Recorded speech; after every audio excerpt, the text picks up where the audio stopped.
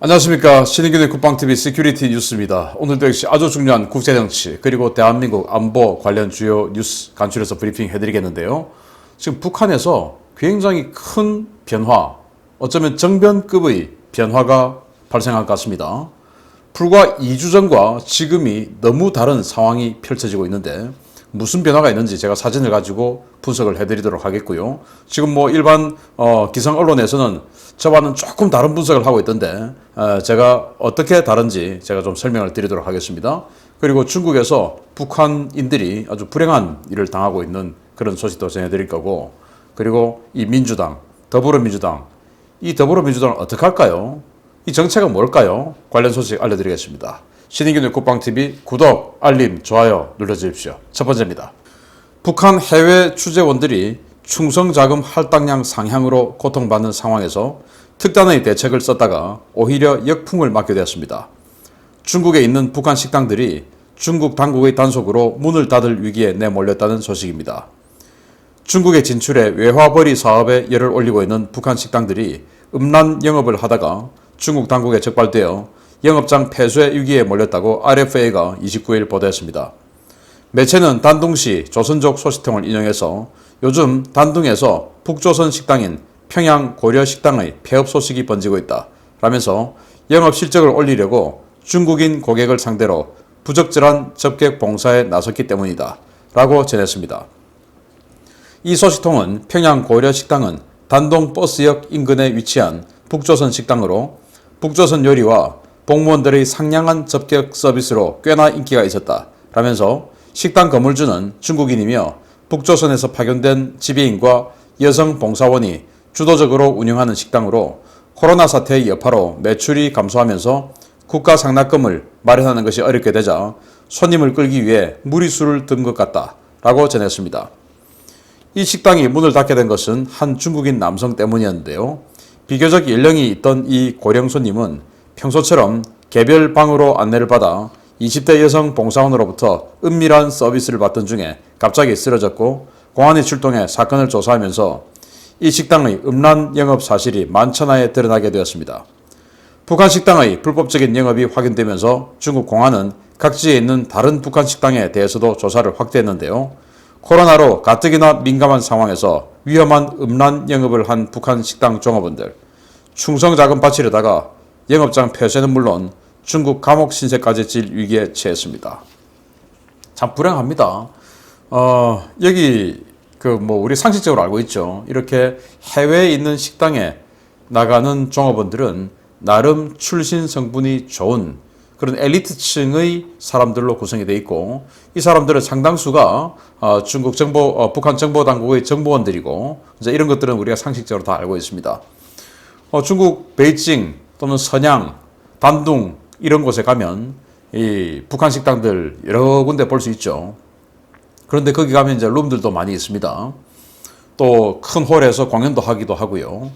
그런데 단둥에도 이렇게 평양 고려 식당이라고 큰 식당이 있었는데 여기에서 지금 코로나19 때문에 손님이 좀 줄어드니까 매출을 올려야 되겠고, 매출을 올려야 충성자금을 갖다 바치죠. 39호실에다가. 그런데 손님이 잘 안 오니까 이 손님을 확보하기 위해서 그 룸에다가 손님하고 들어가서 음란 행위를 한 겁니다. 그런데 이 중국인 손님은 단골이랍니다. 아마 그 음란 행위 때문에 단골이 됐는지 모르겠지만 어쨌든 단골인데 이때도 역시 룸에 들어가서 음란 행위를 한 겁니다. 하다가 이제 고령이다 보니까 뭔가 좀 실핏줄이 터졌는지 어떻게 하다가 이제 이 기절을 해버린 겁니다. 그래서 중국 공안이 출동을 했고 조사를 하던 끝에 왜 이렇게 이 사람이 기절을 했냐 라는 조사를 하다 보니까 음란 행위를 한 것이 드러난 겁니다. 그래서 이 사람들 감옥에 갈 위기에 처했어요. 왜 감옥에 가냐? 원래는 추방인데 외국인이기 때문에 추방해야 되는데 지금 북한이 코로나19의 확산을 방지하기 위해서 국경을 봉쇄했지 않습니까? 그래서 추방해도 북한으로 들어갈 수가 없어요. 당연히 그러면은 추방을 해도 북한에 들어갈 수 없으니까 이 중국 공안들이 이 사람들을 감옥에 집어넣겠죠. 북한 국경이 해제될 때까지. 참 충성자금, 그 충성자금이 뭡니까? 김정은 그 용돈 아닙니까? 통치자금 아닙니까? 그거 바치려다가 국민들이 해외에 나가서 김정은이 용돈 쓰게 하려고 그 돈을 벌기 위해서 외국인에게 중국인에게 음란 행위까지 하는, 그것도 출신 성분 좋은 아가씨들이, 이게 뭡니까? 이런 자들을 흠모하고 칭송하고 하는 이 정치 세력이 대한민국의 절반을 차지하고 있다. 정말 황당하죠. 도대체 니네들이 원하는 북조선의 사회, 그리고 흠모하는 북조선의 인민은 도대체 누구냐? 이 사람들이냐? 이 사람들을 해방시켜줘야죠. 그런데 아닌 것 같습니다. 정말 소수의 지네들이 북한에 갔을 때 아주 환대하면서 맞아주었던 바로 그 자들, 바로 권력층들이죠. 그 자들의 권력을 유지시켜주기 위해서 안달을 하고 있는 자들이 역시나 중국하고 또 붙어있는 모습을 보여주는데 보겠습니다. 윤석열 전 검찰총장이 어제 대선 출마 선언에서 문재인 정권과 민주당을 국민을 약탈하는 권력 사유화 카르텔, 자유를 뺀 민주주의를 주장하는 전제 독재 세력으로 규정했는데요. 민주당은 망발이라며 반발했지만 민주당이 하는 짓을 보면 윤 전 총장의 발언에 오히려 설득력이 실리고 있습니다. 현역 국회의원인 더불어민주당 장경태 의원이 위원장을 맡고 있는 더불어민주당 전국청년당 조직이 중국 공산주의 청년당 일명 공청당과 함께 정책 간담회를 갖고 교류를 더욱 확대해 나가기로 해 논란이 되고 있습니다. 민주당 전국청년당은 28일 청년은 아름다운 미래라는 주제로 중국 공산당, 공청당과 정책 간담회를 갖고 청년 정책과 관련한 중국 공산당의 의견을 청취하는 자리를 가졌습니다. 장경태 의원은 내년이면 한중 수교가 30주년을 맞이하고 중국 공청당과 인연을 맺은 지 어느덧 4년이다 라며 코로나19 여파로 직접 만나서 간담회를 갖지 못해 아쉽지만 온라인으로나마 정책 간담회를 가질 수 있어 기쁘고 연말에는 코로나가 종식되어 대면으로 만났으면 좋겠다 라고 밝혔습니다. 장경태는 민주당 전국청년위원장으로 2018년부터 중국 공산당과 교류를 가지며 중국의 대외 선전전, 공작 행사인 아시아 문명대회, 공천당 간담회, 중청년 추석 간담회 등을 찾아가며 중국의 통일 전선 전술의 한복판에 있었던 인물입니다. 공청당은 중국 공산당의 인재풀이자 중국 공산당의 규정한 전파공정 사각편대, 즉 댓글부대의 핵심 세력으로 중국 공산당 내에서 마오이즘 원리주의자들로 악명이 높은데요. 다른 나라의 진짜 디모크라틱 파티, 민주 세력과는 교류하지 않으면서 유독 중국 공산당에만 집착하는 민주당의 모습을 보며 그들이 말하는 민주주의가 어떤 민주주의인지 정체성이 여실히 드러나고 있습니다. 어제 윤석열 전 검찰총장이 더불어민주당에서 자유민주주의에서 자유를 뺀 민주주의, 즉 인민민주주의, 사회민주주의라고 의심되는 그런 자들이다라는 이야기를 했는데 정말 공감이 갔습니다. 그리고 국민을 약탈한다라고 이야기를 하던데 정말 공감이 갔습니다. 자, 이 북한에 저런 자들을 도와주기 위해서 안달이 난 이 자들이 이 중국의 공청당은 바로 우마오 댓글부대, 이 핵심 세력들이죠. 이들과 정책 간담회를 한다. 도대체 무슨 정책 간담회를 합니까 얘들하고. 전 세계를 혼란에 빠뜨리고 전 세계를 구렁텅이로 몰아넣고 있는 이 자들하고 무슨 정책 간담회를 합니까? 더불어민주당의 양정철이가 중국 공산당 당교 교육기관이죠. 그 당교와 만나서 교류 협력을 체결하고, 그리고 얼마 후에 일본을 이용해서 반일 감정을 이용해서 선거에 활용하자라는 정책 제안서까지 만들던 게 바로 더불어민주당입니다. 여기에서 국회의원이 제가 이 자에 대해서 더 띄워주진 않겠습니다. 어떤 자다 이야기하면 오히려 이 자를 도와주는 게 되니까 그냥 장경태라는 자가 중국 공산당 청년단 공천단이죠. 이 공천단은 이 공천단 출신이 후진타오입니다. 그 공천당 세력과 같이 미래를 설계하는 정책 간담회를 한다. 웃기는 자들입니다. 그래서 이 중국 공산당 그리고 북조선 이 두 나라에만 정말 목을 메고 있는 대한민국의 더불어민주당, 그들의 이념적 정체성 그대로 보여주고 있고 어제 윤석열 전 검찰총장의 발언에 대해서 굉장히 발끈하던데 발끈할 자격이 없다는 걸 스스로 이렇게 행동으로 증명하고 있습니다. 이 자들 반드시 속아내야 됩니다. 세 번째인데요. 놀라운 소식입니다.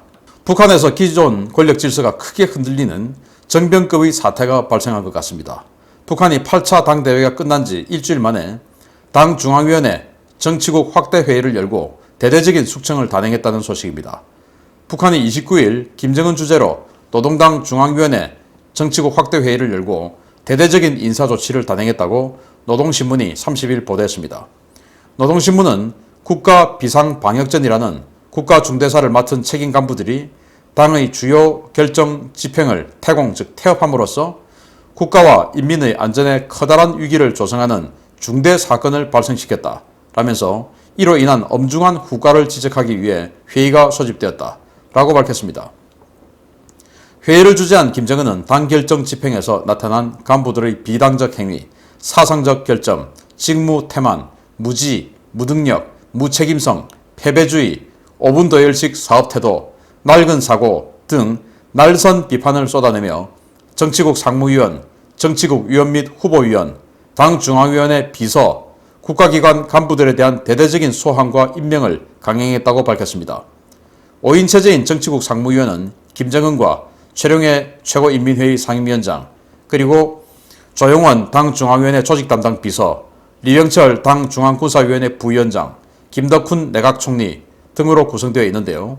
일각에서는 정치국 상무위원과 당 중앙위원회 비서가 소환되었다는 북한 측 발표를 근거로 그동안 실세로 알려졌던 조용원이 실각했을 가능성도 제기하고 있습니다.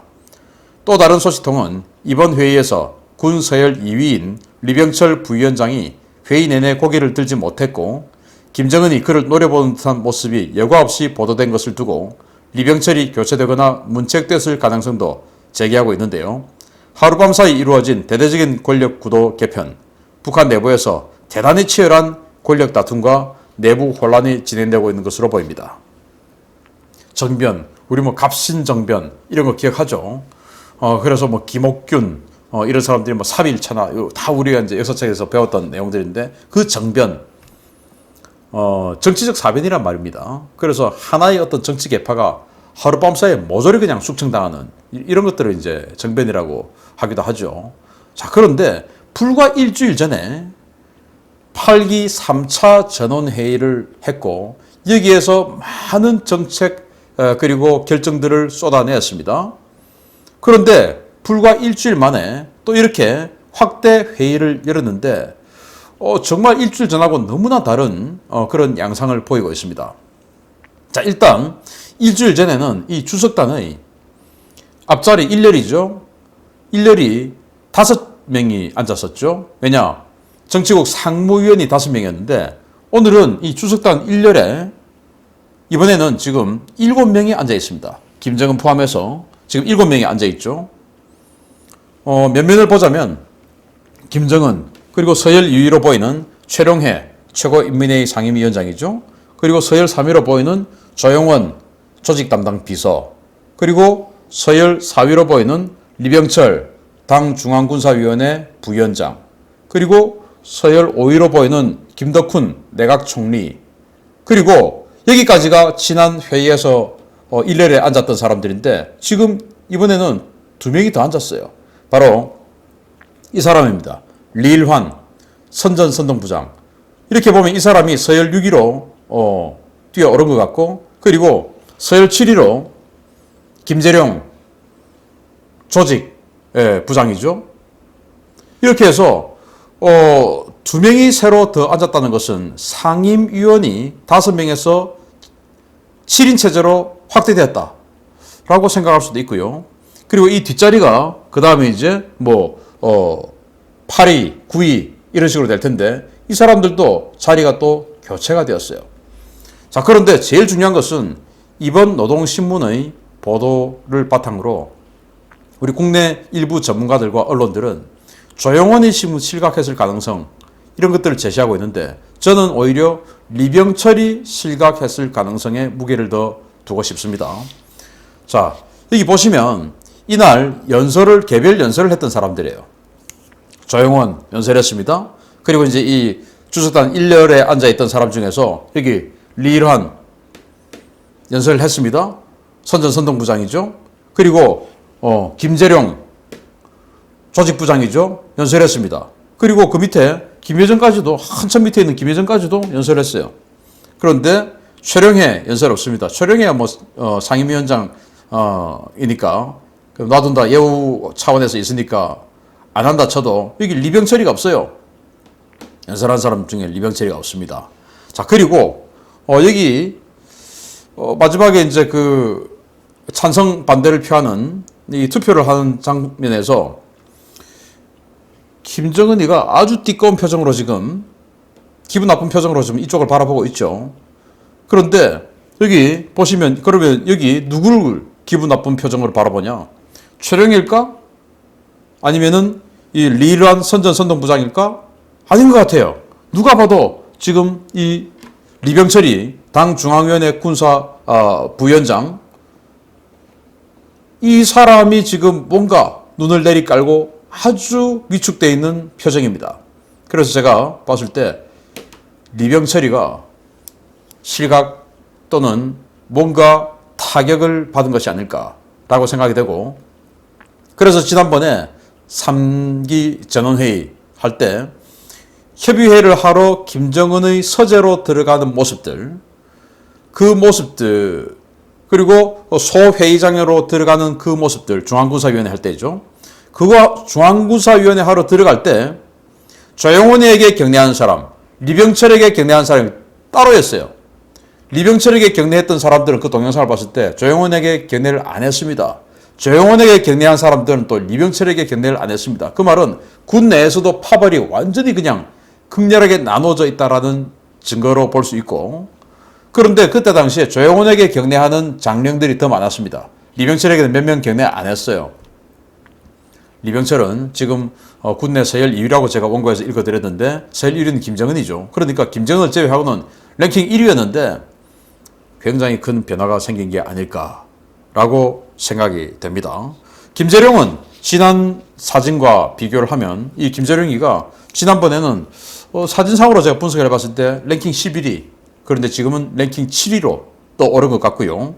그리고 여기 이제 이 이마가 좀 넓은 사람, 이 사람이 정상학 중앙검사위원회 위원장인데 우리로 치면 감사원장쯤 되겠죠. 이 사람이 6위에서 9위로 소폭 또 내려앉은 것 같고, 아무튼 이런 식으로 변화가 아주 큰데 제일 중요한 것은 이 노동신문에 따르면, 그걸 분석한 사람에 따르면 5위, 랭킹 5위 이내의 누군가가 지금 타격을 받았다, 실각했을 가능성이 크다라고 하는데, 그게 조영원으로 분석하는 게 우리 지금 국내 주류 상황이에요. 그러나 저는 조영원이 아니고 리병철인 것 같다라는 말씀을 드리고, 자, 이렇게 보면 이 군인 출신이 아닌 조영원이 오히려 더 많은 군인들의 세력을 결집해서 군권까지 지금 장악하고 있는 것은 아닐까라는 의심을 해보고, 아무튼 이 북한에서 이런 어마어마한 정치적 상황들이 매일 계속 지금 권력 투쟁을 엄청나게 강력하게 하고 있는 것으로 보입니다. 북한 정말 조만간에 굉장히 큰 변화가 있지 않을까 생각이 되고, 다른 언론들에서 저하고 또 다른 분석을 하겠지만 저도 저 나름대로 이 북한에 대한 공부를 해왔던 사람이기 때문에 분석을 해서 여러분들께 계속 알려드리도록 하겠습니다. 신의균의 국방TV 구독, 알림 눌러주십시오. 감사합니다.